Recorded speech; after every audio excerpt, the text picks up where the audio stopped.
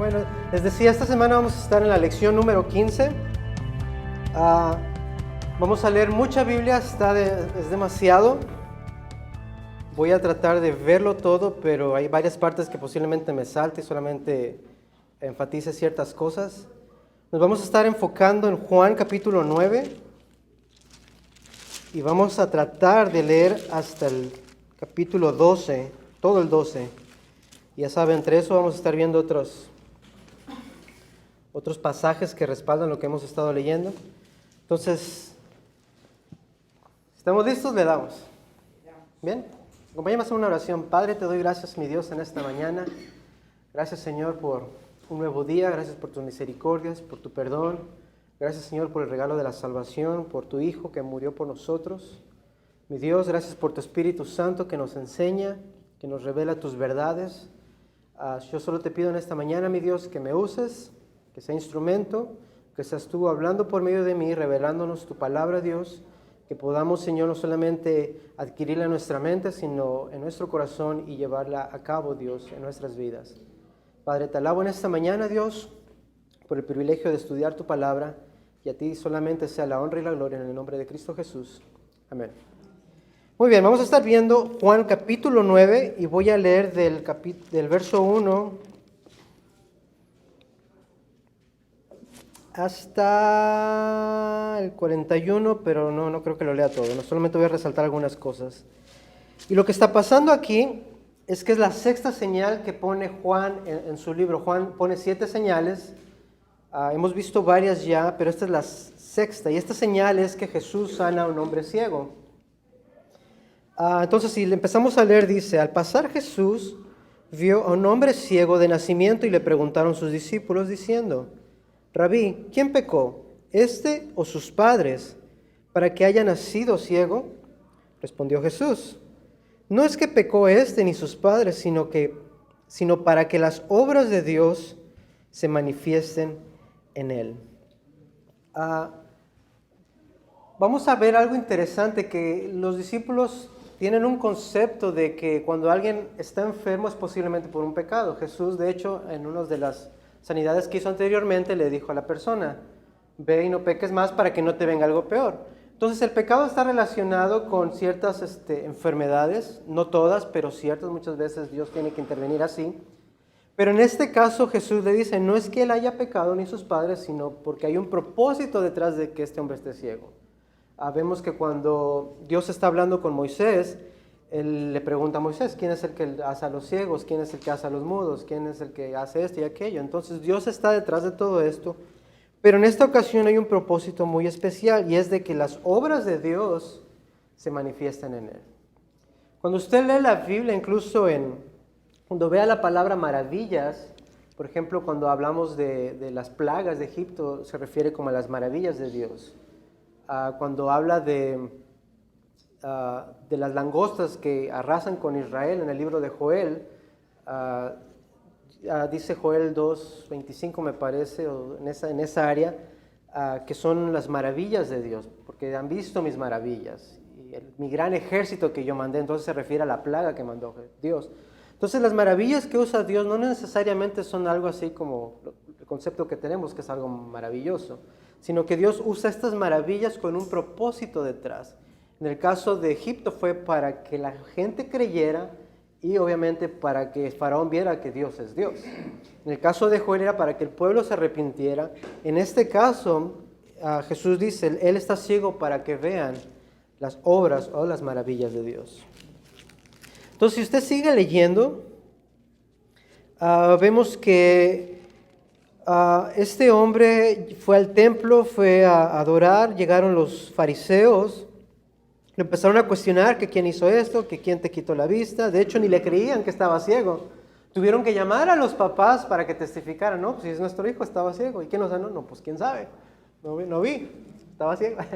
Entonces Jesús los sana. Y vamos a ver qué dice el capítulo 9, verso 30 de Juan. Dice: respondió el hombre, el que estaba ciego: pero esto es lo maravilloso, que vosotros no sepáis de dónde sea, y a mí me abrió los ojos. Y sabemos que Dios no oye a los pecadores, pero si alguno es temeroso de Dios y hace su voluntad, a ese oye. Desde el principio no se ha oído decir que alguno abriese los ojos a uno que nació ciego. Si éste, hablando de Jesús, si éste no viniera de Dios, nada podría hacer.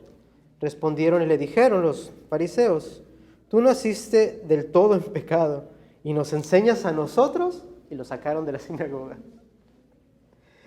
Me río porque la semana pasada estuvimos viendo a los fariseos como son unos hipócritas. De hecho, aquí le puse aquí abajo y lo expulsaron. Hipócritas. Es increíble porque los fariseos, cuando ya no tienen argumentos, se ponen a atacar a las personas. Y eso, esta persona le dice: si este no fuera de Dios, no haría estas señales. Nicodemo, cuando va con Jesús en el capítulo 3, le dice: maestro, nosotros, hablando que había más que creían, nosotros sabemos que tú eres hijo de Dios o que tú eres enviado de Dios por las señales que haces. Vemos un patrón consistente. Jesús dice en el verso 35, oyó Jesús que le habían expulsado y hallándole le dijo: ¿crees tú en el Hijo de Dios? Respondió el ciego y le dijo: ¿quién es, Señor, para que crea en él? Jesús le dijo: le has visto y él es el que habla contigo. Él es. Verso 38, él le dijo: creo, Señor, y le adoró. Dijo Jesús: para juicio he venido yo a este mundo, para que los que no vean, vean, y los que ven sean cegados. Entonces algunos de los fariseos que estaban con él, al oír esto, le dijeron: ¿acaso nosotros somos también ciegos? Vean, estos fariseos, ¿acaso nosotros también somos ciegos? No te creo. Jesús le respondió: si fuerais ciegos, no tendrías pecado, mas ahora, ¿por qué decís vemos? Vuestro pecado permanece. Hay un tema que quiero resaltar aquí. Hay muchos temas que podemos sacar de esa lectura, pero yo me quiero enfocar en uno específico y es la maldad que hay. La maldad es algo que no podemos separar del mundo. Sabemos que es algo que existe. De hecho, la maldad es uno de los argumentos más usados por los ateos para negar la existencia de Dios. Si Dios es bueno, no dejaría que hubiera maldad. Pero hay maldad. Conclusión: Dios no existe. O Dios no es bueno.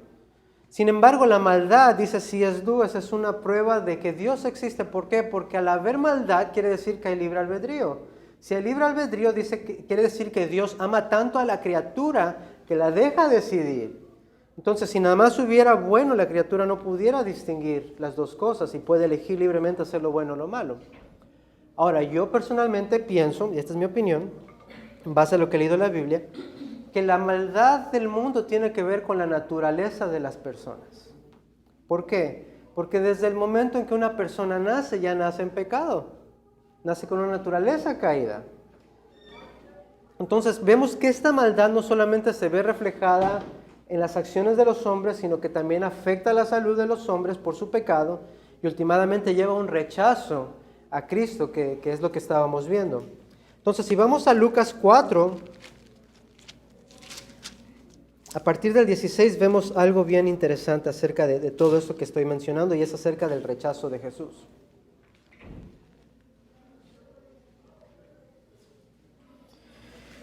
Lucas capítulo 4, del 16 en adelante. Vino a Nazaret Jesús, donde se había criado, y era el día de reposo, cuando entró en la sinagoga. Bueno, déjame regreso. Antes de empezar, quiero darles un panorama de lo que ocurría en una sinagoga. El verso 16 dice que Jesús entra en la sinagoga como era de costumbre. ¿Alguien sabe el ritual que pasaba dentro de una sinagoga? ¿No? Tampoco sabía, pero ahí le va. Básicamente una sinagoga se miraba así. Usualmente en las esquinas, más o menos donde ve la mesita, por ahí en un rincón había un gabinete donde tenían los rollos. Tenían a los profetas, tenían la ley, aparte tenían otros escritos que son los salmos, proverbios y otros libros. Había dependiendo del día de la semana, era el libro de la ley o el pasaje de la ley que debería de leerse. Eso solamente lo leía una persona, no explicaban sobre eso, simplemente lo leían. Esa persona empezaba con el Shema: escucha Israel, Jehová nuestro Dios, Jehová uno es. Con eso empezaba y leía del Torá, la ley. Después ponía el rollo en su lugar, invitaban a otra persona a tomar de los libros de los profetas y podía tomar cualquier parte del libro. De hecho, hay leyes en el Mishnah donde tenían que leer mínimo un pasaje o un verso para nosotros. Había condiciones de que si no podía leer menos de 3 versos. Había una cláusula que decía que si los versos están juntos o que si esto, que puede leer más, que puede leer menos. O sea, vienen los detalles de todo esto. Pero el punto es que podían tomar de los profetas el rollo que quisieran, podían leerlo y al final de que lo lee podía ofrecer una homilía o una explicación de lo que leyó. Algo práctico. Después de esto se cerraba, oraban. Usualmente las sinagogas estaban alrededor de un cuerpo líquido. En algunos casos tenían una pileta para los rituales de purificación de utensilios de los que estaban ahí. Entonces todo estaba esto bien planeado. De hecho, Antíoco III, 150 antes de Cristo, cuando conquista esta zona, manda a cerca de 2,000 judíos a una sección donde va Pablo a Galicia y les permite a estos judíos no pagar impuestos, les ayuda a construir casas y les ayuda a construir las sinagogas. Por eso cuando Pablo llega a esa área del imperio ya hay sinagogas. Entonces, ¿ven cómo Dios trabaja bien chido? Entonces vemos que eso pasaba en la sinagoga, no había canciones, no es como hoy, básicamente la sinagoga era para ir a aprender, era como una clase. Entonces era lo que pasaba. Entonces, teniendo ese contexto, el verso 16 dice que Jesús llega a Nazaret, donde se había criado, y en el día de reposo entra a la sinagoga, conforme a su costumbre, y se levantó a leer. O sea que ya habían leído la ley, le habían escogido a él para escoger el libro que iba a leer, y él escoge el libro de Isaías. Y es bien interesante el pasaje que él escoge. Verso 17. Y se le dio el libro del profeta Isaías, y habiendo abierto el libro, halló el lugar donde estaba escrito. Cuando dice halló el lugar, él fue intencional en ir a ese pasaje de Isaías. Y vamos a ver la razón. Verso 18. El Espíritu del Señor está sobre mí, por cuanto me ha ungido para dar las buenas nuevas a los pobres. Me ha enviado a sanar a los quebrantados de corazón, a pregonar libertad a los cautivos y dar la vista a los ciegos, a poner en libertad a los oprimidos, a predicar el año agradable del Señor. Según la tradición, debería leer por lo menos 3 versículos, Jesús lee 2 y se sienta, rompiendo todo el protocolo. Verso 20, y enrollando el libro, lo dio al ministro y se sentó, y los ojos de todos en la sinagoga estaban fijos en él. Hay un proceso, el Mishnah se escribió cientos de años después de esto, pero la tradición era, tú vas a leer por lo menos 3 y vas a explicarlo. ¿Qué hace Jesús? Lee 2 y se sienta y no dice nada. Eso causa tensión, y entonces Jesús se sienta y todos, bueno, ¿vas a decir algo? ¿Qué pasó aquí? Los fariseos están ahí viendo también, ¿qué pasó? Entonces más adelante dice Jesús en el verso 21, comenzó a decirles, hoy se ha cumplido esta escritura delante de vosotros. Y todos daban buen testimonio de él y estaban maravillados de las palabras de gracia que salían de su boca. ¿Y cuál fue la respuesta de los que oían? ¿Es este el hijo de José? ¿El que nos está enseñando? ¿Eso que está ahí es el hijo de José? Simón, ¿por qué hablas así de Jesús? Porque así lo miraban. O sea, el decir, este es el hijo de José, es una maravilla de cómo este hombre está haciendo eso. No, más aún, está diciendo que esto ya se cumplió, que esa profecía de Isaías, aplicada solamente para el siervo de Dios, para el Mesías, se la está aplicando él mismo. 23, él les dijo, sin duda me diréis este refrán, médico, cúrate a ti mismo de tantas cosas que hemos oído, que se han hecho en Capernaum, haz también aquí en la tierra, en tu tierra. Y añadió, de cierto os digo que ningún profeta es acepto en su propia tierra. Entonces seguimos leyendo la explicación, pero más adelante, verso 27, y muchos leprosos había en Israel en tiempo del profeta Eliseo, pero ninguno de ellos fue limpiado, sino Naamán el sirio. Al oír estas cosas, todos en la sinagoga, todos se llenaron de ira. Y levantándose, le echaron fuera de la ciudad y le llevaron hasta la cumbre del monte, el cual estaba edificada la ciudad de ellos. ¿Para qué? Para despeñarle. ¿Qué quiere decir eso? Que lo llevaron a la cumbre para despeñarle. Aventarlo, ¿por qué? Porque se estaba llamando hijo de Dios. ¿Y eso cómo se le conoce? Pecado. Blasfemia. Blasfemia. Ahora, algo más interesante. Dice el verso 29, lo llevaron para despeñarle. Déjame les explico qué está pasando. Otra vez el Mishnah nos revela que el proceso de lapidación es el siguiente. Cuando una persona es acusada de blasfemia, es arrastrada al lugar de apedreamiento, que es en la cumbre o en la orilla de un precipicio, afuera de la ciudad. Si hay evidencia que ayuda al acusado, regresan otra vez al concilio, a la corte, examinan la evidencia y ahí deciden si es culpable o no. Si no hay evidencia, lo vuelven a llevar otra vez afuera de la ciudad al precipicio.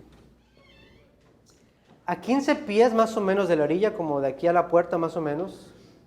Haz de cuenta, aquí está el acusado, en la puerta está el precipicio.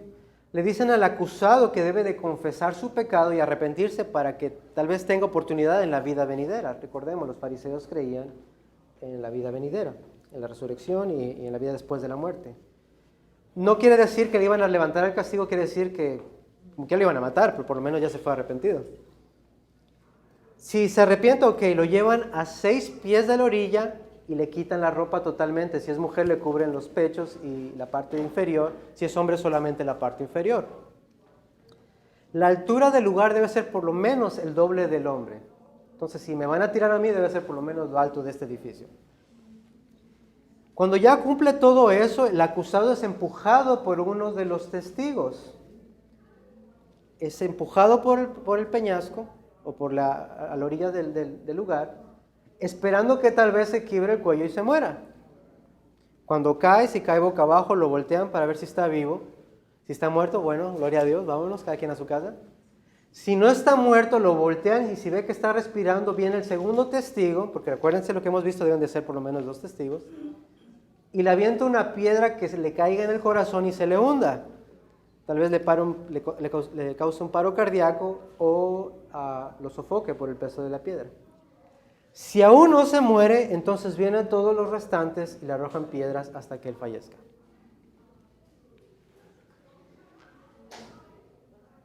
Verso 29 dice que Jesús fue llevado al precipicio. ¿Qué quiere decir eso? Que estuvieron a punto de tirarlo y pasar por este proceso, ignorando totalmente todo el proceso de lapidación. ¿Cuál fue la razón por la que no pasó eso, aparte de que se escapó? No era su hora. Ahí lo voy a poner a que medite un poco en eso, porque la providencia de Dios sobre sus hijos es así de grande. Que cuando alguien fallece no es de que lo agarró de sorpresa, es porque todo Dios lo tiene planeado tal y como es. En el caso de Jesús no era el tiempo.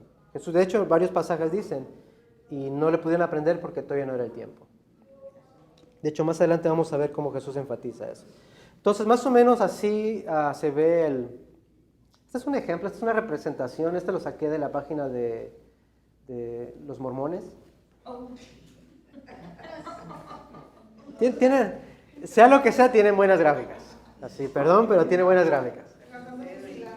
Entonces, obviamente no es muy exacto, pero podemos ver el proceso de que tiene a la persona y vemos las piedras y todo eso.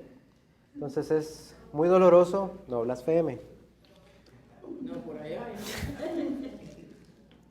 Entonces eso es lo que pasa, vemos que la maldad de los hombres, volviendo al tema principal y a esta depravación del hombre, en que uno nace en pecado, uno rechaza la verdad, uno no puede ver la verdad porque está ciego espiritualmente, llega el punto en que uno actúa en contra de la verdad. En este caso, Cristo, Él dijo, yo soy la verdad. Vemos cómo querían matarlo a Cristo. Entonces vemos ese concepto de la maldad. Más adelante Jesús habla acerca de una historia que pasó. No hay registros históricos, pero no hay razón para creer que no pasó. Y es acerca de varios judíos que mueren. ¿Sí es Lucas 13? Sí, 13, estaba en el 15. Déjame se los leo, del 1 al 5, perdón, no es 15, es del 1 al 5. En este mismo tiempo estaban ahí algunos que contaban acerca de los galileos cuya sangre Pilato había mezclado con los sacrificios de ellos. Respondiendo Jesús les dijo, ¿pensáis que estos galileos que padecieron tales cosas eran más pecadores que todos los galileos? Yo les digo esto, no, antes que si ustedes no se arrepienten van a perecer igualmente. No es de que uno peque más y uno peque menos, todos son pecadores, todos somos pecadores, todos estamos lejos de la gloria de Dios, no tenemos ni una oportunidad de poder agradar a Dios. Me encanta mucho cómo dice Romanos 3, del 2 al 4. Traducido del inglés sería, no hay ninguno justo, no hay nadie justo, no, ni siquiera uno. Nadie hace lo bueno, nadie busca a Dios. Todos se perdieron, todos se hicieron inútiles. Nadie hace lo bueno, no, ni siquiera uno. Ese es el resultado de la maldad, de una persona que está caída, de la consecuencia de Adán. Vemos en 2 de Reyes 18:22 la historia de Ezequías. La Biblia lo pone como un hombre recto, vemos que pasan muchas cosas, vemos que los asirios lo empiezan a acosar, incluso los llegan ahí a quitar cosas. Isaías le dice, no te preocupes, Dios te va a rescatar, pero los que venían de parte del rey de Asiria le dicen, no le hagan caso a Dios, Dios nunca les ha salvado, Dios no los va a salvar, no le hagan caso, está mintiendo, no le hagan caso a Ezequías, él no sabe nada, háganme caso a mí. Al final vemos que Dios causa confusión, mata al pueblo, dice que el ángel de Jehová mató a 185,000 personas en un ratito, así al instante. Entonces es increíble, Ezequías le pide más años a Dios porque se iba a morir. Dios le da más años, pero se le empieza a subir el orgullo en ese tiempo, empieza a traerlos de Babilonia, le empieza a presumir todo lo que tiene en su casa. Y vemos que al final Isaías le da una advertencia, no hagas eso, porque más bien le dice, por lo que estás haciendo va a venir esto peor. ¿Y qué es lo que dice Ezequiel? No, está bien, al menos va a ser con mis hijos, no me va a tocar a mí. Le vale, perdón la expresión, pero esa es la causa de una persona que está caída. Esa es la actitud, la arrogancia, a que no te importan los demás. Entonces, todo esto que estamos viendo, el tema que quería resaltar es esto, que la caída del hombre o de Adán, el pecado de Adán, es algo que vemos hasta el día de hoy. Esto es algo que platicaba con mi primo ayer.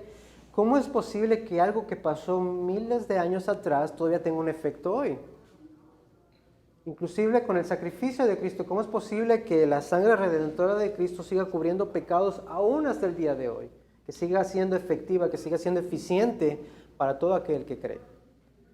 Entonces, la caída del hombre nos afecta hoy en día, es la causa de la maldad del mundo, es la causa de todo lo que vemos, de todo lo malo, de las enfermedades. Por eso nos morimos por causa de esto. Y el segundo punto es la depravación total del humano, que quiere decir que nadie puede hacer lo bueno, nadie puede buscar a Dios por sí mismo. No es de que yo decido buscar a Dios, no es de que un día yo decidí volver al camino, o eres o no eres.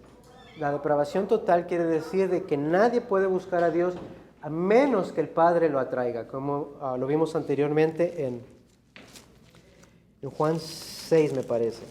Déjame checar.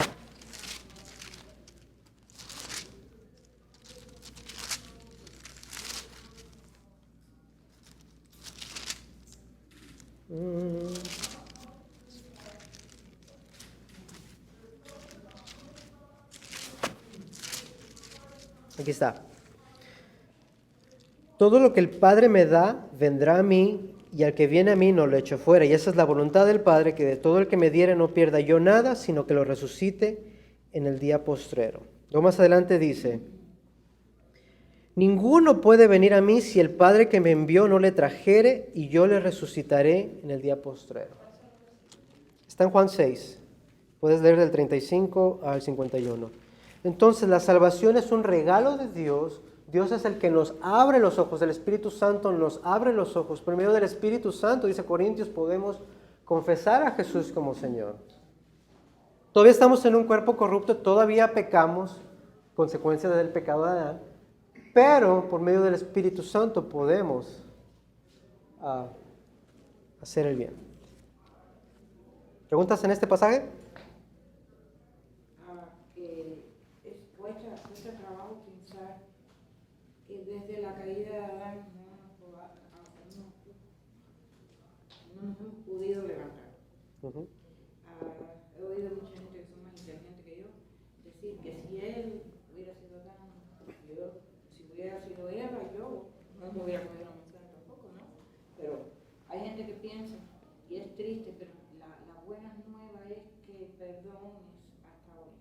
Claro. Que no ha cambiado el amor y la benevolencia de Dios. Pero es triste la caída de aquellos que estaban. Claro. En comparación a los mormones, la caída del hombre, como lo vimos en las primeras clases, es una bendición para ellos. Porque gracias a la caída del hombre, según los mormones, ellos pueden venir al mundo, nacer, pasar por el proceso, aprender y un día llegar a ser como Dios. Llega la ética. Yes. Ya te sigue poniéndose mejor la cosa. Claro, sí, no, está acá. Sí, porque yo creo en eso, tener un mundo propio. Claro. Entonces, eso es básicamente esta. Vamos a la que sigue. Juan 10, Jesús el buen pastor.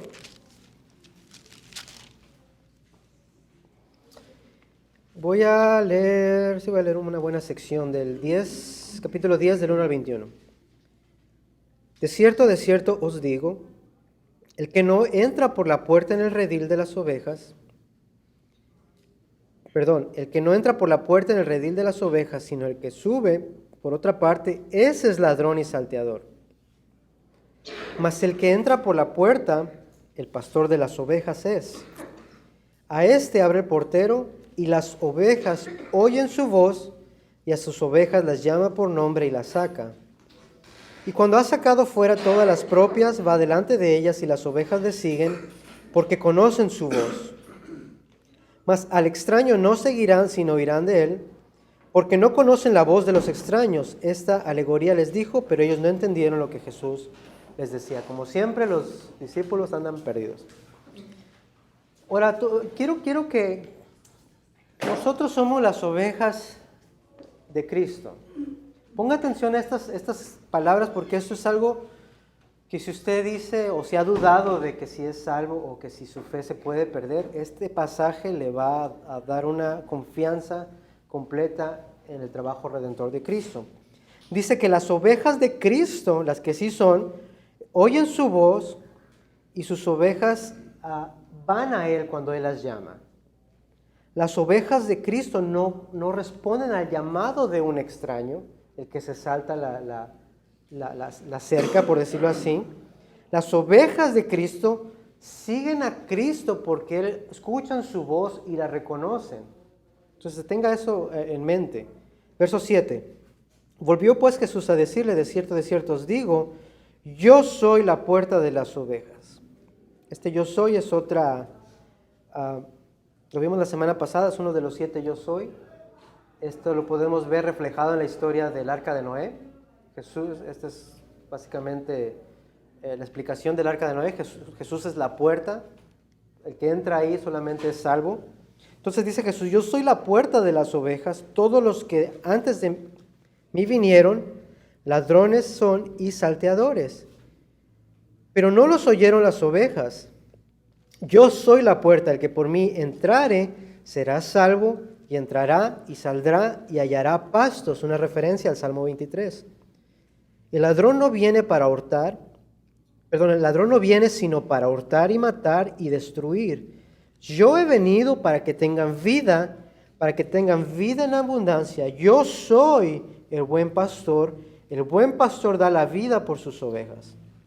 Mas el asalariado, el que no es pastor, el que no es salvo, el que es un falso maestro, no es pastor, de quien no son propias las ovejas.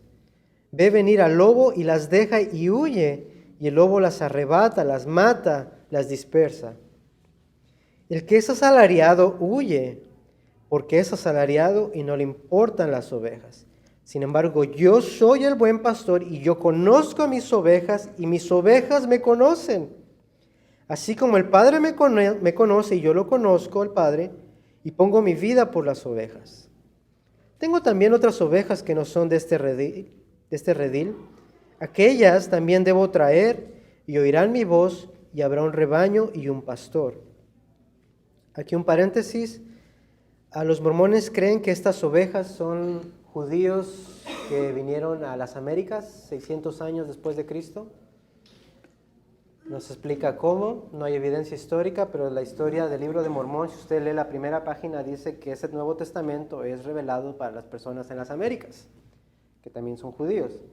Los mormones dicen que este pasaje de que tengo ovejas de otro redil aplica a las personas que estaban en las Américas. No hay evidencia para eso. Los testigos de Jehová creen que las ovejas del otro redil es el Israel espiritual o los 144,000. Estas personas son las únicas que participan en la cena del Señor en las reuniones de los testigos de Jehová. Nadie sabe en sí quiénes son. Solamente si usted va y le pregunta a alguien, oye, ¿cómo supiste que eres de los 144,000? No le va a dar una explicación racional. Constantemente se están muriendo y se están renovando, entonces es un rollo. Pero aquí Jesús obviamente no está hablando de eso, está hablando de los gentiles, o sea, nosotros. Sí. Yo tengo una pregunta. Ahí cuando dice que sus ovejas lo conocen, escuchan su voz, ¿esto aplica a cuando lleguen los últimos tiempos que va a venir un supuesto Cristo y que dice que va a confundir? Pero yo me pregunto, ¿los que son de verdad del Señor se van a dejar confundir? ¿Eso aplica a eso? ¿Este verso? Tengo la respuesta, pero no te la quiero dar todavía porque es que más adelante vamos a ver. A lo mejor vas a ver la respuesta, pero como quiera recuérdame. ¿Okay? Entonces, verso 17. Por eso me ama el Padre, porque yo pongo mi vida para volverla a tomar. Nadie me la quita, sino que yo mismo la pongo. Tengo poder para ponerla y tengo poder para volverla a tomar. Este mandamiento recibí de mi Padre. Volvió a haber disensión entre los judíos por estas palabras. Muchos de ellos decían, demonio tiene. Y está fuera de sí, ¿por qué le oís? Decían otros, estas palabras no son de endemoniado, pues ¿acaso el demonio puede abrir los ojos de los ciegos? Entonces vemos aquí varios ejemplos de que Jesús es el buen pastor. Mateo 9:35.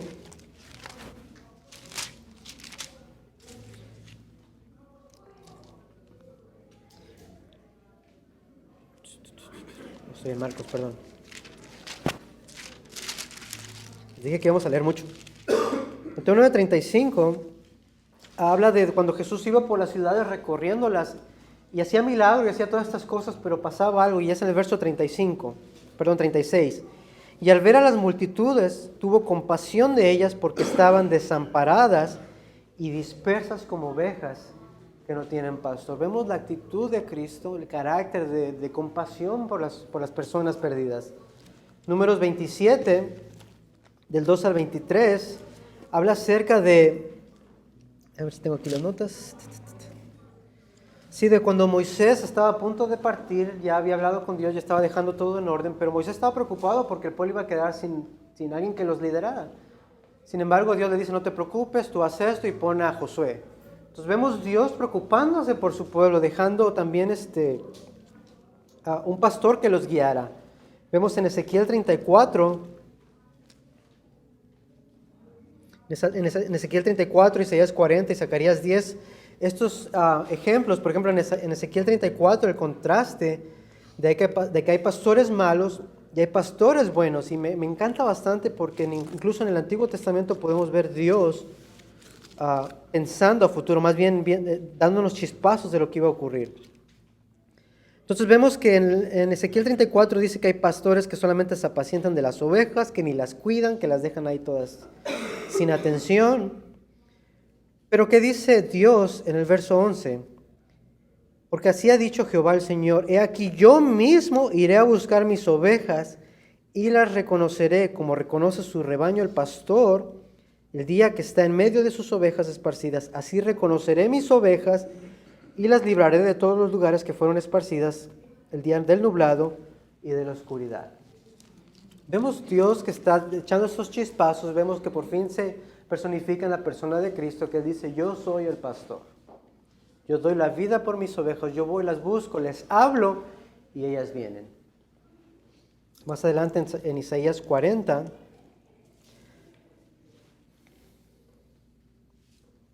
¿a quién le creo? Aquí dice Isaías 4 y acá dice Isaías 40. No sé qué es Isaías 40. Isaías 40 vemos también otro Otro ejemplo de eso, y en el verso 11 dice, como pastor apacentará su rebaño, en su brazo llevará los corderos y en su seno los llevará. Pastoreará suavemente a las recién paridas. Zacarías 10 habla también del mal liderazgo de las personas que estaban ahí liderando a Israel. Pero Dios también vuelve a decir, yo voy a ir a ser el pastor, yo los voy a juntar, yo los voy a cuidar, yo voy a hacer todas estas cosas. Salmo 16, hay dos cosas que quiero resaltar. Una, que en el verso 2 habla del cuidado de Dios por las personas, por el rebaño, pero el verso 10 es todavía aún más sorprendente en cuanto a esto del cuidado de Dios. Por ejemplo, el verso 2 dice, oh alma mía, dijiste a Jehová, tú eres mi Señor, no hay para mí bien fuera de ti.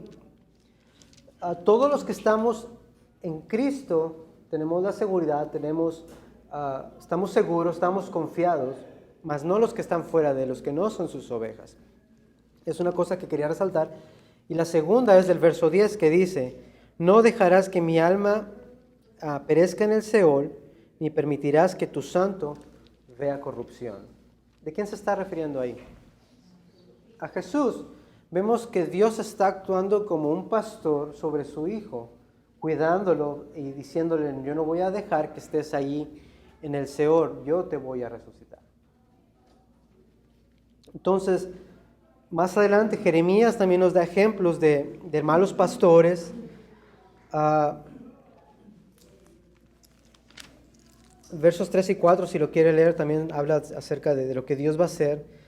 Proverbios también da consejos para los pastores. Dice, ustedes que son pastores, cuiden a las ovejas, miren por su bien. Entonces, esto es algo bien interesante porque el pastorado hoy en día es una responsabilidad enorme, es una responsabilidad que no se puede tomar a la ligera. Por otra parte, no nada más porque no es pastor, quiere decir que no va a tener cuidado de las personas que les enseña. Yo creo que siendo que nosotros somos sus representantes aquí, la gente que está a nuestro alrededor son nuestras ovejas. Claro. Y hay que cuidarlas, hay que aceptarlas. No todo el mundo es una buena oveja. Claro. Pero vemos en todos estos pasajes que Jesús es el buen pastor, no por un concepto que él se haya sacado de la manga, sino que por él conoce las Escrituras y él simplemente está tomando de las Escrituras para establecer su fundamento de todo lo que él dice y últimamente se lo aplica a sí mismo. Las Escrituras dicen que Jehová dice, yo soy el pastor y yo voy a ir por mis ovejas. Jesús dice, yo soy ese pastor, lo cual nos demuestra una vez más la deidad de Cristo. ¿Preguntas en esta? ¿Seguimos? Mándeme.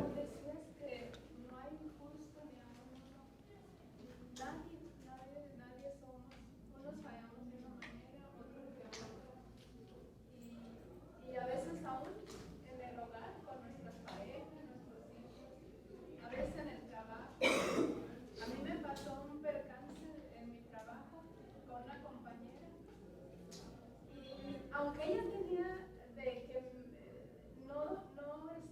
necesitaba poner lo que hizo en realidad, aunque yo hubiera tenido la razón, yo no debí haberle dicho nada porque me vino para atrás y porque yo le dije otra vez. Entonces fue un percance muy duro que ella me criticó mucho, me dijo que tú que eres cristiana, que tú me dijo tantas cosas que hasta me dijo que iba a venir a la iglesia a decir.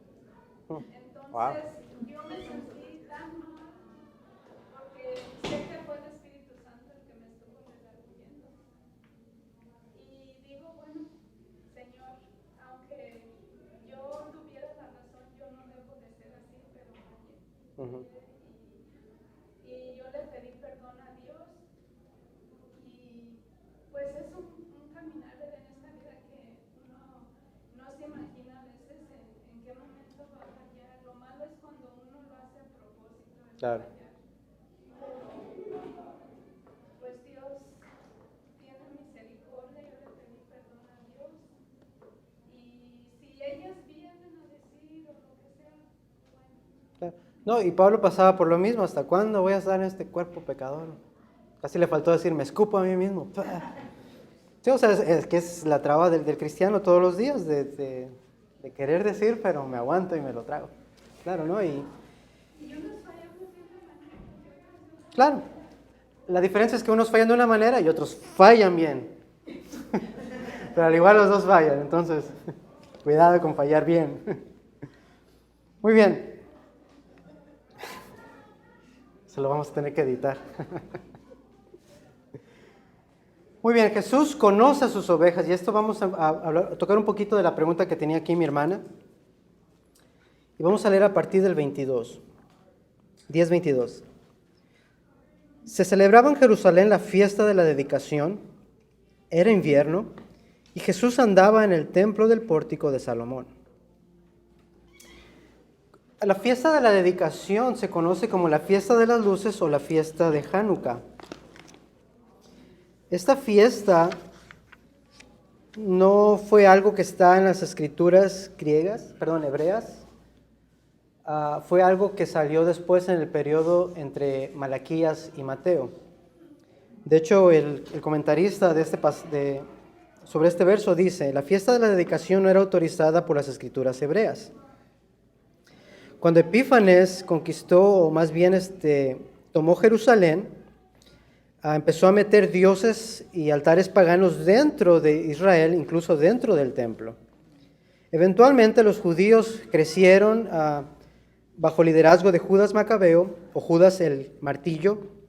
Crecieron, se prepararon y recapturaron el templo y lo reconsagraron a Dios el día 25 de Kislev, más o menos ahí por diciembre.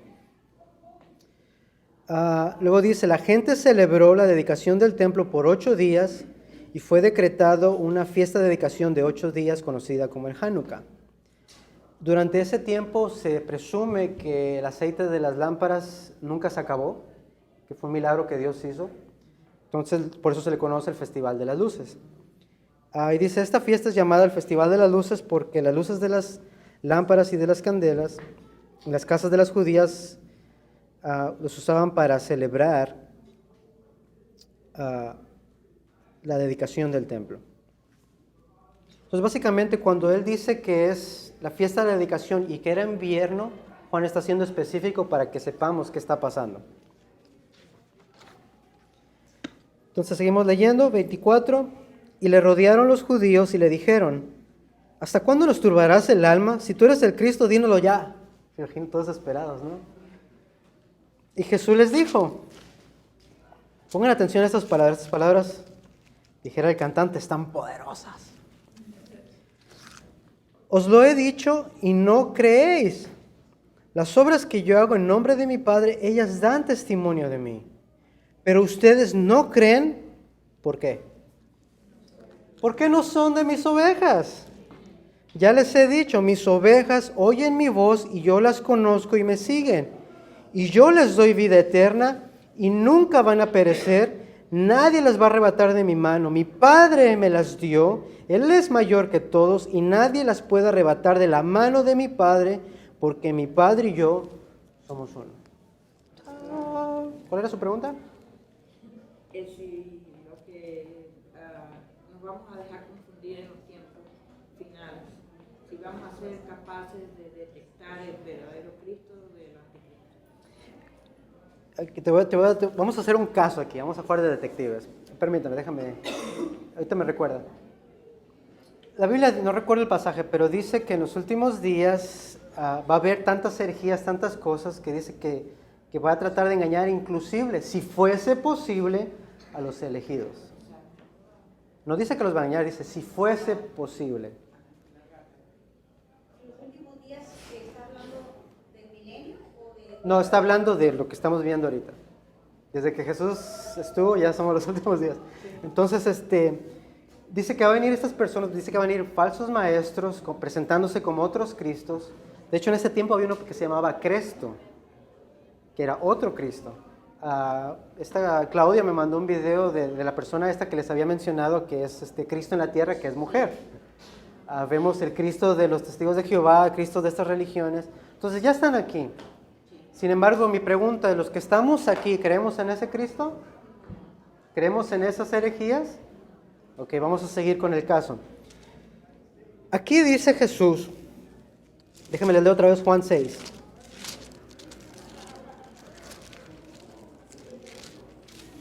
Dice, y esta es la voluntad de mi Padre, que todo lo que Él me da, no pierda yo nada, sino que le resucite en el día postrero. Todas las ovejas que mi Padre me da, su voluntad es de que ninguna se pierda. ¿Vamos bien? Dice, todo el que viene a mí y cree, tiene vida eterna. Todas las ovejas, todos nosotros que vamos a Cristo y creemos en Él, tenemos vida eterna. Y la voluntad de Dios es de que todos los que creen en Él no se pierdan. Más adelante dice Jesús, mis ovejas oyen mi voz y yo las conozco y me siguen. Y yo les doy vida eterna. No quiere decir de que les doy vida eterna, pero después ya se las quito. No, yo les doy vida eterna. No van a perecer jamás y nadie las puede arrebatar de mi mano. Es decir, nosotros estamos aquí y nadie las puede arrebatar. Ahora, si no les da seguridad eso, déjame les leo algo más. Mi Padre que me las dio es mayor que todo y nadie las puede arrebatar de la mano de mi Padre. O sea, estamos en las manos de Dios, estamos en las manos de Cristo, sellados con el Espíritu Santo. Entonces mi pregunta es, ¿puede el cristiano ser engañado?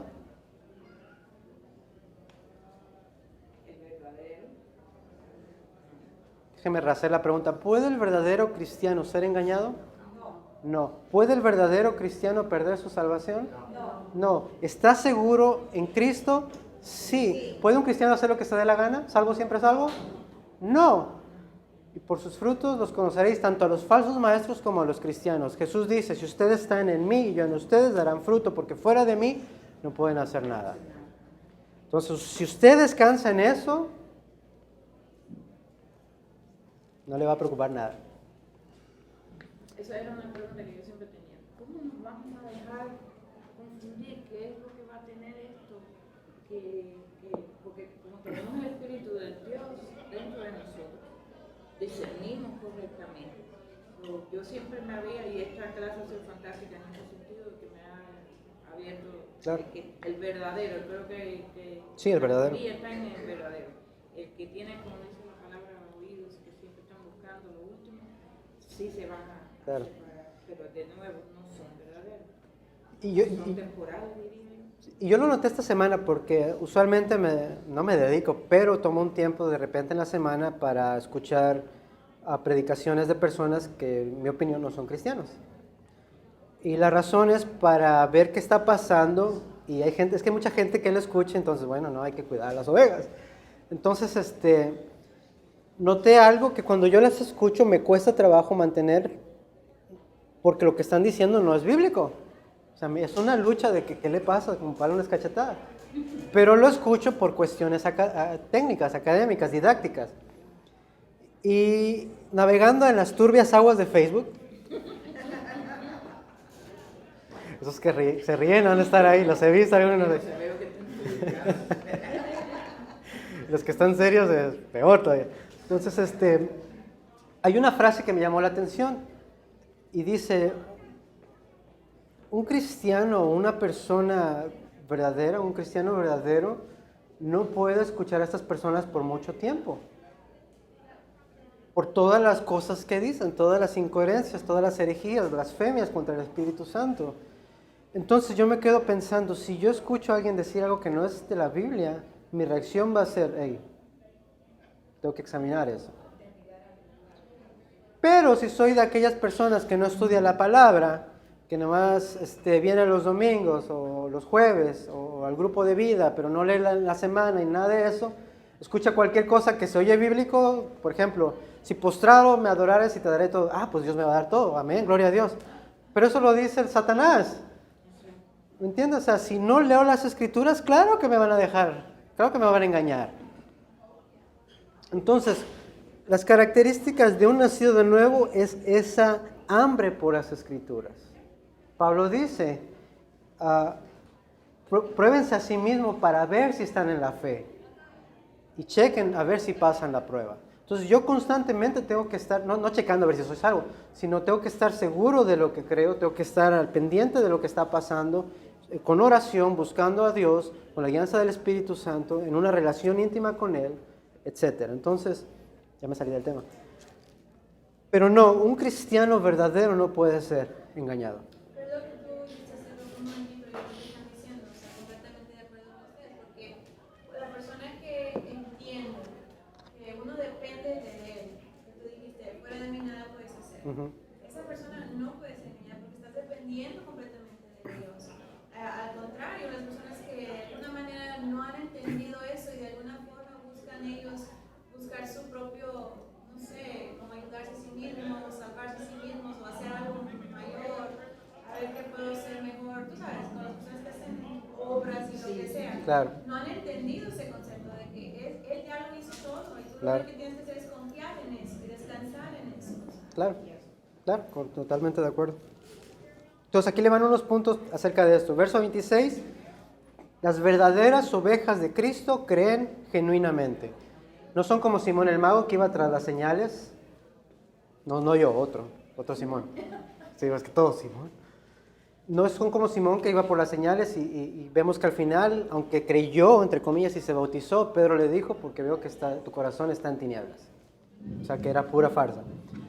Verso 27, las ovejas verdaderas de Cristo oyen su voz y lo siguen. Verso 28, las ovejas de Cristo tienen vida eterna, nunca van a perecer y nadie las puede arrebatar de su mano.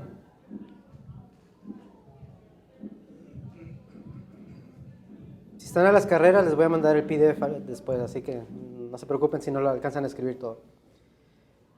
A las ovejas de Cristo son dadas por el Padre a Cristo. Dice que el Padre se las dio. Y verso 29, nadie las puede arrebatar de la mano de Dios Padre. Esto me lleva a dos puntos que yo personalmente creo firmemente. Y es la elección incondicional. Somos elegidos por Dios desde antes de la fundación del mundo. Y la perseveración de los santos no va a permitir que nos perdamos.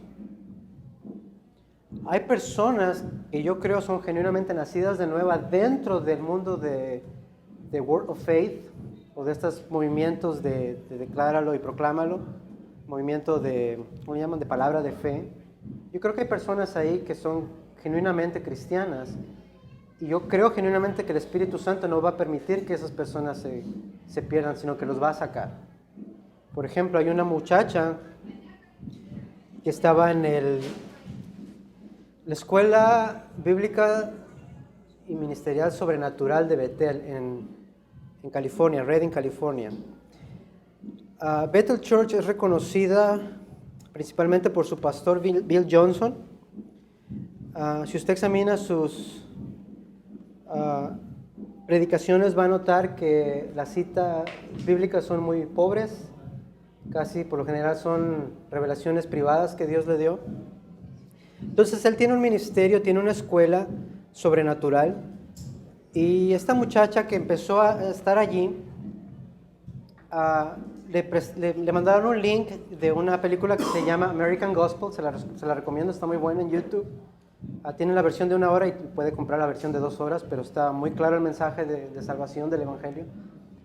Pero ella la retaron a ver esta película y ella dijo, bueno, la voy a ver, pero voy a sacar mi pluma y los voy a refutar, porque ella estaba en su mente de que ella estaba bien.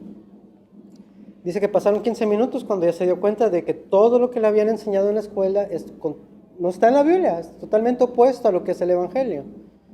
Escribe una carta de 30 páginas a la escuela dándole todas las citas, todas las cosas que ellos enseñan mal. Historia corta, la expulsan de la escuela. ¿Por qué menciono esto?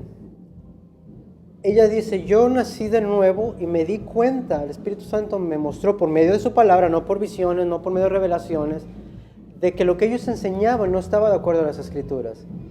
Y mi autoridad es la Biblia, no lo que dicen ellos.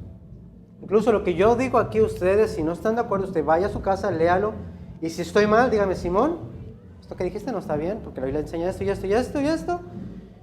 Y yo como maestro si estoy mal, tengo que arrepentirme. Pero ella mandó esta carta y las personas terminaron expulsándola. Entonces por eso digo, una persona que es nacida de nuevo, yo creo que Dios la va a preservar a pesar de las circunstancias. La va a sacar, la va a rescatar, no va a permitir que se pierda, no va a permitir que sea engañado. Porque dice la palabra que está en su mano y nadie se la puede quitar. Entonces, si seguimos, tenemos... ¡Uy! Está acabando el tiempo. La resurrección de Lázaro. Quiero mencionar algunas cosas. Vemos que Lázaro ya estaba muerto por muchos días, 4 días.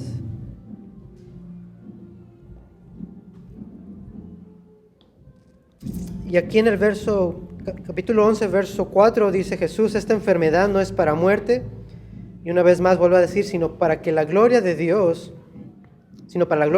para que el Hijo de Dios sea glorificado por medio de ella.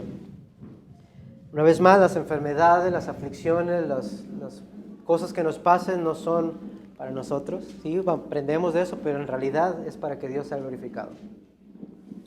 Así que si usted está en una situación difícil, disfrútelo, porque es para la gloria de Dios. Después dice Jesús, aquí más adelante hace otra afirmación de yo soy la resurrección y la vida.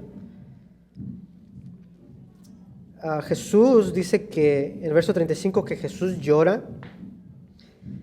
Muchos lo ponen que Jesús estaba triste.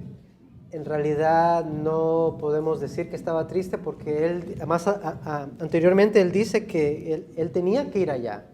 Él ya sabía que lo iba a resucitar, entonces no tiene mucho sentido el decir que Jesús estaba como los demás ahí llorando. Mi amigo. Más bien, si usted examina el texto, usted va a notar que él estaba triste por la condición de las personas. ¿Se acuerdan que anteriormente se conmovía, que estaban perdidos? Es la misma expresión. Y de hecho la palabra llorar, que traduce del griego, es un llanto, o más bien unas lágrimas, pero como con cierto enojo, como con cierta furia, por decir así, por la condición de las personas. ¿Cómo es posible que estén así? Más que nada, esa es la cuestión. Más adelante Jesús habla con Marta, le dice que no te he dicho que si crees verás la gloria de Dios. Y eso es lo que quiero resaltar. Verso 41, Padre, te doy gracias por haberme oído. Yo sabía que siempre me oyes, pero lo dije por causa de la multitud que está alrededor para que crean que tú me has enviado. Este verso da a entender que Jesús ya le había pedido al Padre por la resurrección de Lázaro. El Padre se la concede. Jesús lo ora en voz alta con un motivo para que la gente escuche. No para ser como el fariseo que dice, gracias a Dios que no soy como este. No, la lección es esta. Cuando nosotros oremos en voz alta, aunque es para Dios, nosotros debemos estar conscientes de las personas que nos escuchan, porque así ellos pueden aprender a orar. Ellos pueden ser beneficiados de esa oración. Ellos pueden aprender a hablar con Dios. Entonces Jesús dice, yo sabía que siempre me oyes, pero lo dije por causa de la multitud que está alrededor con este motivo, para que crean que tú me has enviado. Y habiendo dicho esto, clamó a gran voz, Lázaro, sal fuera, y el que había estado muerto salió. Para mí esta es una sombra de nuestra vida ahora a cuando éramos antes. Vuelvo a lo mismo, estábamos muertos en nuestros pecados, no es que estábamos ahogándonos en el agua, nosotros estábamos en el fondo del océano. Dios tuvo que sacarnos, darnos vida, y por eso creemos en Él. Entonces, cuando usted cante la canción de, ¿cómo se llama esta canción? Glorioso Día, es un ejemplo para mí clarísimo de esta historia, porque en inglés dice, estaba vivo, pero no respiraba. Cuando me llamaste por mi nombre, Simón, salí corriendo de esa cueva. Entonces esa es la experiencia de todo cristiano que es nacido de nuevo, recibe vida, el Espíritu Santo nos provee la fe, nos da el arrepentimiento, nos atrae el Padre a Cristo, por eso aceptamos el Evangelio. Más adelante voy a tener que saltar un montón de cosas, eso se lo puede leer más detalladamente. Jesús es ungido en Betania, aquí vemos a Judas, habla del soborno en Deuteronomio, la entrada triunfal.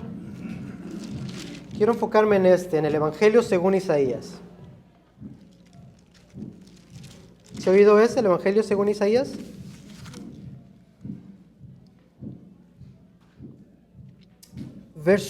capítulo 12, verso 37. Pero a pesar de que Jesús había hecho tantas señales delante de ellos, no creían en él. Aquí está la pregunta, ¿por qué no creían en él? Y porque no eran sus ovejas. Para que se cumpliese lo que el profeta Isaías dijo: Señor, ¿a quién ha creído vuestro anuncio? ¿Y a quién se ha revelado el brazo del Señor? Por esto no podían creer, porque también dijo Isaías: cegó los ojos de aquellos y endureció su corazón, para que no vean con los ojos y entiendan con el corazón, y se conviertan y yo los sane. Ahora, este verso, a mí, haz de cuenta, me da un golpe así, pero de emoción. Isaías dijo esto cuando vio su gloria y habló acerca de él. ¿Qué quiere decir eso? Isaías vivió cientos de años antes de Cristo. Sin embargo, dice, Isaías vio su gloria y habló acerca de él. ¿Cómo está eso? Tuvo la visión. Ahora, si vamos a la visión está en Isaías 6.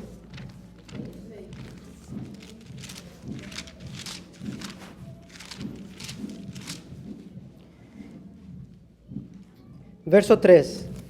Estaban los ángeles dando voces y decían: Santo, santo, santo, Jehová de los ejércitos, toda la tierra está llena de su gloria. Pero el verso 1 dice: vi yo al Señor sentado sobre un trono alto y sublime. ¿A quién vio Isaías? ¿A quién? Yo creo que él vio a Jesús, o por lo menos la gloria de Jesús. ¿Y cuál es la reacción de Isaías? ¡Ay de mí, que soy muerto, porque siendo de labios feos, inmundos, estoy en medio de un pueblo con labios más inmundos que yo! Se sintió convicto porque él era Claro, de ese pueblo. claro. Entonces, el Evangelio según Isaías, en Isaías 53, lo voy a leer bien rápido ya para terminar, porque yo creo que usted vea el Evangelio que está ahí descrito perfectamente. Pero empezamos desde el 52:13 en adelante. ¿Listo? Sí. Cuando habla de mi siervo, está hablando de Cristo. He aquí mi siervo será prosperado y será engrandecido y exaltado y será puesto muy en alto. Como se asombraron de ti muchos, de tal manera fue desfigurado de los hombres su parecer y su hermosura más que la de los hijos de los hombres. Así él rociará a él muchas naciones. Vemos, eso está hablando de la expiación. Los reyes cerrarán ante él la boca, porque verán lo que nunca les fue contado y entenderán lo que jamás han oído. Y aquí viene lo bueno. ¿Quién ha creído a nuestro anuncio? ¿Y sobre quién se ha manifestado el brazo de Jehová? ¿Subirá cuál renuevo delante de él y como raíz tierra seca? No hay parecer en él ni hermosura le veremos, mas inatractivo para que le deseemos. Otros pasajes dicen que su aspecto era tan deteriorante, tan malo, tan feo, que era como aquel que se oculta la cara para no mirarlo. De hecho, cuando Jesús fue entregado, tuvieron que preguntar quién es, porque Jesús era tan ordinario en su parecer que si lo miraba a simple vista no sabían quién era. No es ese muchacho de rubio, como Thor, ¿no? Algo así, no, era una persona del Medio Oriente. Entonces, verso 3, despreciado y desechado entre los hombres, varón de dolores, experimentado en quebranto, y como que escondimos de él el rostro, fue menospreciado y no lo estimamos. Ciertamente él llevó nuestras enfermedades y sufrió nuestros dolores, y nosotros le tuvimos por azotado, por herido de Dios y abatido. Mas el herido fue por nuestras rebeliones, molido por nuestros pecados. El castigo de nuestra paz fue sobre él, y por su llaga fuimos curados. Todos nosotros nos descarriamos como ovejas, cada cual se apartó por su camino, mas Jehová cargó en él el pecado de todos nosotros. Angustiado él y afligido, no abrió su boca. Como cordero fue llevado al matadero, y como oveja delante de sus trasquiladores enmudeció y no abrió su boca. Por cárcel y por juicio fue quitado, y su generación, ¿quién la contará? Porque fue cortado de la tierra de los vivientes, y por la rebelión de mi pueblo fue herido, y se dispuso con los impíos su sepultura, Mas con los ricos fue en su muerte, aunque nunca hizo maldad, ni hubo engaño en su boca. Con todo esto, Jehová quiso quebrantarlo. En otras versiones en inglés dice que Jehová se complació, ¿cómo dice? Que él quiso, o que... ¿Cómo es la versión? No recuerdo bien, pero es bien impactante. Léalo en versiones en inglés este pasaje, el verso 10. Pero básicamente que Dios se complació en hacerlo sufrir. O sea, Dios se complació, por decirlo así, disfrutó hacerlo sufrir. Es increíble. Con todo eso, Jehová quiso quebrantarlo, sujetándole a padecimiento. Cuando haya puesto su vida en expiación por el pecado, verá linaje, vivirá por largos días, y la voluntad de Jehová será en su mano prosperada. Verá el fruto de la aflicción de su alma y quedará satisfecho. Por su conocimiento justificará a mi siervo a muchos y llevará sus iniquidades. Por tanto, yo le daré parte con los grandes y con los fuertes repartirá despojos. Por cuanto derramó su vida hasta la muerte y le fue contado con los pecadores, habiendo llevado el pecado de muchos, llorando por los pecadores. ¿Poco no es el evangelio ese? Yo pienso que Dios no se complació en ningún momento en quebrantarlo. Yo pienso que Dios lloró al ver a su hijo lo que estaba pasando. En cambio, el mundo, si quiere hacerle daño a alguien, goza y quiere hacerle daño a alguien y se siente bien porque hacerle mal.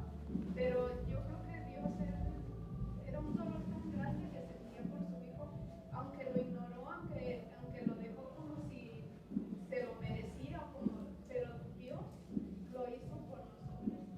Claro. Lo hizo por nosotros y Cristo lo aceptó también por nosotros. Claro, cuando digo complació me refiero no que se disfrute, mi hijo está sufriendo. No, es más que nada como algo que él ya había planeado, lo llevó a cabo y no había vuelta de hoja, eso iba a pasar.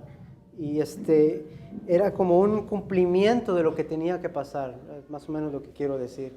Que la única manera de redimir a la humanidad era por medio de este suceso, de la muerte de su hijo. Yo tengo esta hipótesis. Yo sé que no valemos nada. Yo soy la primera que no vale el sacrificio y la muerte del Señor. Pero nosotros somos tan especiales para el Padre. Nos ama tanto que yo creo que la palabra disfrutó es como cuando uno, por el hijo que ama, si tiene que quitarse un riñón, lo hace con gusto. Y yo creo que eso nos da que pensar que si el Padre, pudiendo haber escogido cualquier forma para salvarnos, escogió al Santo, su único Hijo, sin manchas y sufrimiento, eso nos eleva. Y eso nos debe de poner a pensar que si Él lo dio así, de esa manera, de la misma manera que nosotros somos humanos, como decía la palabra, pero sin embargo no le damos una piedra al Hijo, sino el pan. ¿Hasta dónde es capaz de amarnos Padre? ¿Hasta dónde es capaz de perdonar, de cambiar nuestras vidas? Que le plació usar la sangre inocente de su Hijo para salvar. Eso me hace sentir a mí especial. Claro. Y eso es una cosa que me llevo hoy, tú sabes que Claro. no me pierdo, no me voy a confundir. Dios no ha cambiado su manera de pensar acerca de mí y escogió lo mejor del mundo, lo mejor que fuera de este mundo, vamos a ponerlo así. Y quieres llevarlo aún más allá, no es de que Dios, bueno, sí, Dios envió a su Hijo, pero en realidad Dios se hizo hombre. No hay ningún Dios que haya hecho eso. Ningún Dios de otra religión hace eso por nosotros. Siempre tenemos que ganar su afecto. En Islam, lo vuelvo a repetir, no hay posibilidad que Alá te ame. O sea, de hecho, cuando mueres, ojalá y tus obras hayan sido suficientes, pero no hay posibilidad. Los testigos de Jehová, solo los 140,000 van a estar con Cristo, los demás desde lejos viendo. Los mormones, ellos lo que les importa es ser su propio Dios. Pero en todos tienes que hacer algo. Aquí Cristo lo hizo todo, tetelesta y hecho está, consumado es. Creo que lo más grande es cuando dice Dios es amor. Lo mejor que dicen de Alá es Alá es bueno. Ah, sí, sí. No, hasta ahí Sí, pueden sí. llegar. Por eso es lo que yo siempre digo. Yo tengo amistades que no son cristianos y tienen otra denominación. Y siempre le digo, es tu Dios bueno, tu Dios murió por ti. Y entonces, bueno, esa, pero nunca me dan la respuesta. Claro. Porque no la tienen. Claro, claro. Y esto es lo increíble, que todo lo que tenemos que hacer, ya no podemos hacer nada. Dependemos desde nuestra salvación de Dios. Entonces, puntos para la casa. Todos los que estábamos aquí, estábamos muertos y ciegos en nuestros pecados. Dios nos atrae a su Hijo. Por eso en ese día que usted entendió el Evangelio, el Espíritu Santo le abrió los ojos. Usted pudo creer. Usted no hizo nada. De la salvación usted no tiene parte de nada. No es ni que usted diga, yo decidí creer. Dios le dio la fe. Por eso es regalo de la salvación. 2. Jesús es el buen pastor. Da la vida por sus ovejas. Nuestra responsabilidad, al menos los que estamos, bueno, la mayoría, varios de aquí enseñan, es cuidar del rebaño. No por ganancia, no por nada de eso, sino por amor al pastor por excelencia. Y el más importante, ¿qué evangelio estamos ofreciendo? Escuché una frase que dice, vive el evangelio o predica el evangelio y si es posible habla. Yo no creo en eso. Pablo dice, ¿cómo van a creer si nadie les predica? Sí, puedes vivir rectamente, puedes mostrar el evangelio con tus acciones, pero tienes que predicar el evangelio. Tienes que hablarlo, tienes que decirlo. El evangelio es lo que vimos. Que Cristo murió por nuestros pecados, que fue sepultado, que resucitó al tercer día, de acuerdo a las Escrituras.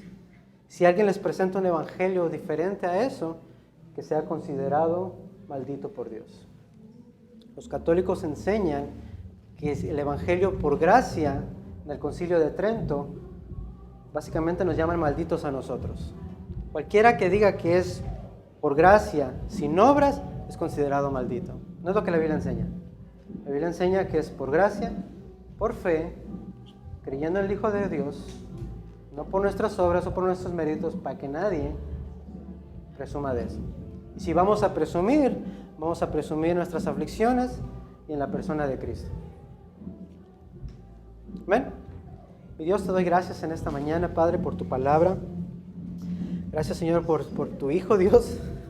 Si hay algo que nos podemos llevar en esta mañana, Señor, es simplemente el recordar el sacrificio que tú diste por nosotros, por haber venido a la tierra, por haber puesto tu tabernáculo en medio de nosotros, habitar entre nosotros, en traernos a la luz. Gracias, Señor, por habernos escogido, por habernos salvado, por habernos limpiado, por habernos perdonado. Gracias por haber cambiado la naturaleza, Dios, por una naturaleza que va conforme a ti. Ayúdanos, mi Dios, a perseverar hasta el fin. Cuídanos, Señor. Entendemos, Señor, que estamos protegidos en el hueco de tu mano. Sin embargo, Dios, el diablo obra. Cuídanos, Señor, de sus planes. Protégenos, entendiendo, mi Dios, de que todo lo que pasa es porque tú lo permites. Confiamos en tu providencia, confiamos en tu soberanía y entendemos sobre todo que todo lo que ocurre, mi Dios, es para que tú seas glorificado. Te doy gracias, mi Dios, porque no se trata de nosotros, se trata siempre de ti. Por eso a ti, mi Dios, te doy toda la honra, te doy toda la gloria por causa de tu Hijo Jesús.